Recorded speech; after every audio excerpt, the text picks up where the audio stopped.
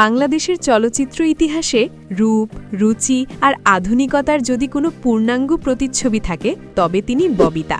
শুধু একজন অভিনেত্রী নন, তিনি ছিলেন সময়ের চেয়ে অনেকটা এগিয়ে থাকা এক ব্যক্তিত্ব, যার মায়াবী হাসি আর জাদুকরী অভিনয় কয়েক দশক ধরে মুগ্ধ করে রেখেছে কোটি দর্শকদের।